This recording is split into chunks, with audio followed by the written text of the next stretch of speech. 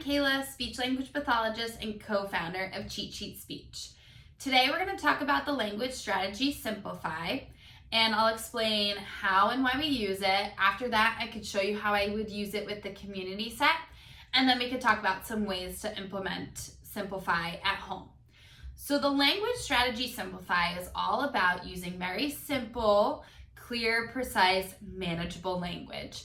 And the reason we do this is because we want your child to be able to process your language model and focus on those key words within your language model.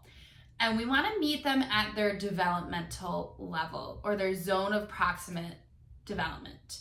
So that means instead of let's say your child is just learning how to walk, we wouldn't want to focus on teaching them how to skip, right? That would be too big of a jump.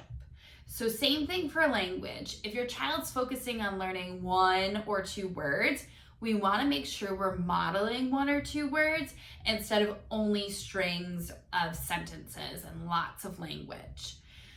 The other reason we use Simplify, especially when I use it during play, is to draw more attention to something specific.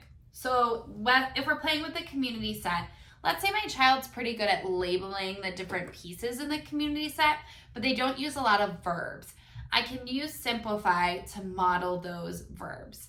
So instead of fire truck is driving all the way around, let's make fire truck drive all the way under the bridge. That's a lot of language and there's no point of focus. So instead I could say, drive fire truck. We're driving the fire truck. Drive fire truck. And I'm modeling that simple language, drive fire truck again. You can use Simplify in pretty much any situation. It's great to use during play, like I said, because then you can focus on something specific. It's also really good to use when you're giving directions.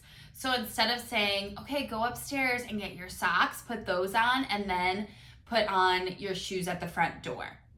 So much language. Instead, you could do first socks, then shoes.